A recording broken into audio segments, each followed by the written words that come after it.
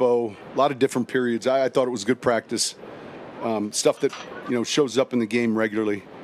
Any questions? Sean, the argument yesterday, the scuffle. Let's call it a tussle. A tussle? All right. After I got a chance to watch the film, there were no punches. It was just a tussle. Did that require revisiting anything? No, at this point? but we covered last night what's new.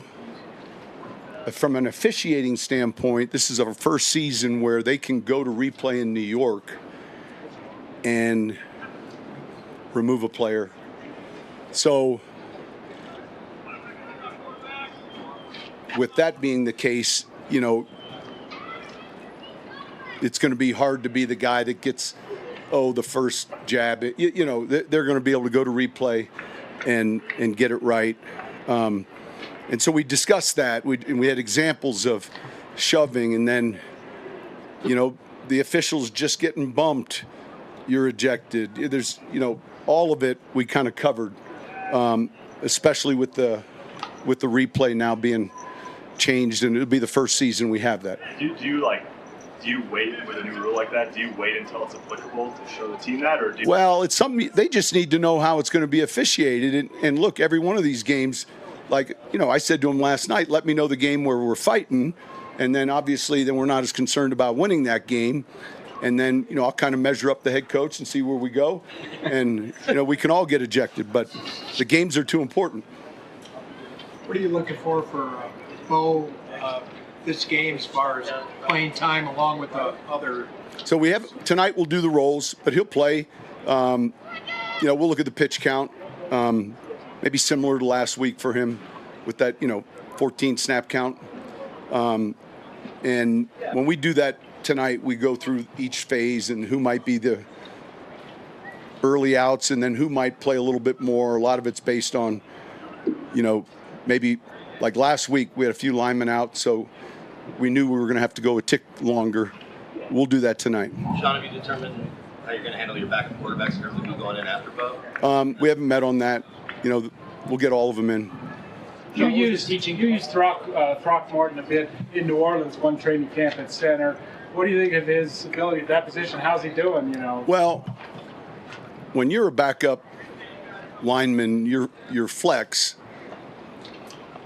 your ability to do more than just one thing is important. You're taking 8, so you're going to have a tackle, and you'd like your interior guys to have that flex, and so he's one of those players that knows who he is, and, he's worked at center, he's worked at guard.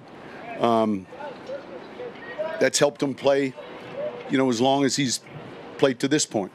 Is there a unique element to Waddle's ability to kind of make plays after the catch, but then also that deep play ability that we saw today? Yeah, I think so. I think he's pretty good. He's real good after the catch. He's good at separating. You saw a double move today. He's gradually getting to where, I don't want to say 100%, but, you're always mindful with someone with his explosion that you don't re-aggravate, his initial injury, but he's doing good. What was the teaching point after the first team offense in the last situation? Couldn't quite get the spike off. What was just the So, look, it's twofold. Everyone's fast and still, and then, that umpire just needs to touch it, and so the traffic for him, that guard, his ability to get to that ball and get out, it'll be good film to look at. Now we have a different crew here. We got to be careful defensively. We don't get caught trying to go whistle delay in a heartbeat. So I'm anxious to watch the film, but there's that cutoff with the clock and then the yards. Sometimes it's impossible, but that was a down, and then it's a sprint, get set. How fast can we do that and get the ball on the ground? Coach, you talked about getting off to a fast start this year. Based on this camp, do you feel like this team has made the necessary work to do that? Well, we'll see. We're trying to do some of that in these periods where, you spot the ball, game like, hey, 1st and 10, here we go, and we'll see when we get started. With Luke Let's talk about Weinberg working his way back, is there any concern for a player that's as veteran as him to get the on-field team reps here before the season? Yeah, and look, one of his strengths is he's exceptionally instinctive and smart. So that transition back fully healthy is going to be important as opposed to hurrying back. But, again, we've got a lot of time still. Coach, talk about the USL and what talent. I think now, look, there was a time where it was the World League, and we found players, coaches, officials. Clearly, that's the UFL now. And each team is looking at that league for something they specifically need. And so, I mean, we got Till here, it's a great opportunity for us to see guys under fire. And then there's quite a few players that fall under this category. They're not ready in that first year, but man, there's still growth, maturity, and all of a sudden, who is this guy 3 years removed from college, and he's ready now. And so it only helps the game. It only helps not only the UFL, but all the member clubs that can look at a talent pool of players, find a kicker, find a corner. Excuse me. So I think that's changed in the last 3 or 4 years, where it's right here where you're seeing that, and you're seeing it with coaches, you're seeing it with personnel people, officials. What can we do as coaches? Can we do anything better? I think it's been, in a short period of time, run real well. I was at Fox and listening to them talk about the goals when they were involved in it, the goals of the league. And, it's extending careers for more players. And I would say it's a win for everyone. Can we have permission to use the video of that Bo to waddle pass that beats Sertan there? No, we might want to use that. So your story isn't as important as our touchdown in the regular season. All right, no. How good. It was, for a play like that to develop, it's got to be a different protection, because that's happening deeper down the field. You guys remember the Super Bowl where Elway came off of a boot, and there was this deep, comeback post that we had never seen before, and Mike had seen the safety cut the over route, and that was kind of something that they put together during the game. And when you watched it, you had to go back and say, well, it couldn't have been a pocket protection because it's too long to hold it, and it wasn't. So that one was a different protection. And, when you're a corner and you get past this 12 to 15 yard mark, you're out of the double move business. And so that's a little different to cover. How have you seen Jalen and Pat benefit each other going against each other? It's just, anytime you've got better players competing, you're sharpening the skills, you're testing them.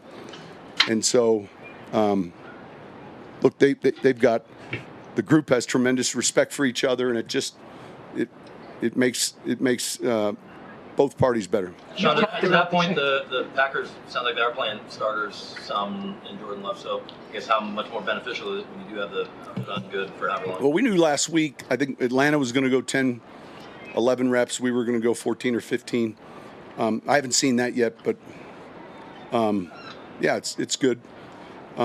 Teams have different philosophies. We have a philosophy, and I'm sure Matt knows what he wants to get done, or what he's trying. Again, the number one goal is still evaluating the right 53. That I can't emphasize that enough. And so that's the importance of these additional reps and games. Over the years, when you're in a 2-minute drill or hurry up offense late in the game or second half or a 2-minute drill, what kind of running back do you want in there? You want one guy who's more for the pass protection, or one guy who can get out and receive a little better? Well, in a perfect world, he's your guy that does both. He's probably your guy that's playing on third down, and then you've got to be able to rotate potentially.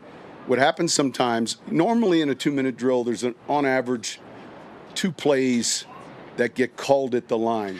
You know, a number of plays, ball's out of bounds, incomplete, you're back in the huddle. But a lot of times it'll be the same running back who's playing on 3rd down. Sean, with the depth you have at quarterback, what are the chances you keep 3 on the 53 man? Yeah, we'll see. I think yesterday we were talking about it. A lot of it, there's so many things that come into that. But we've got time for that. Over the years, you've talked about the challenges of working 3 running backs into a game. And Davis talked a little about it yesterday. He said he kind of asked you to lean on you. So what would you be your advice to him trying to make that work, especially with Jones? Well, I look, it's difficult with 3. Now, the 3 running backs are going to play. The 3rd one, you know, in the kicking game, there's going to be, but in the course of a game, 2 is very reasonable and doable. The 3rd sometimes is a little bit more challenging. That's all. John, I think you guys have had a historical sack differential figure the last 2 seasons. You guys are always the top of the league in that in New Orleans. When did that really become in your career a thing that you realized just how much that figure can impact? Well, let's look at it from 2 ways. Let's start, you know, I think it's a quarterback statistic offensively, not so much an offensive line statistic. And it's one that's difficult year in and year out. If you're taking a lot of sack, you know, it's one of Bo's strengths, right? And it was a strength of Drew's. He was tough to sack, you know, processed it, balls out. And then conversely, you're wanting to be a defense. So when you get that combination of, you know, an offense where a quarterback's getting it out and then you've got pressure players on defense, those numbers are probably going to, but it's not something you can come out here and say, all right, we're just going to practice the sack differential. It's a byproduct a little bit of what you're scouting and what you're trying to build offensively. And then defensively, you know, the same way. How much of it is a function of just having a lead more times than not to deal with? Well, certainly it helps defensively. But it wouldn't have fit last year's sack differential. So there's a certain DNA of an offense and a quarterback, and then certainly on defense. Sean, you obviously have some depth at receiver. What have you made of Cam Ross, just as a young guy coming in? I think that group in general has had a good, call it, week and a half, and you know, they're getting reps, they're getting to play. They're all looking at not only roster, they're looking at practice squad, or they're looking at, you know, the unknown of another team that has a vision for them. So I've been encouraged.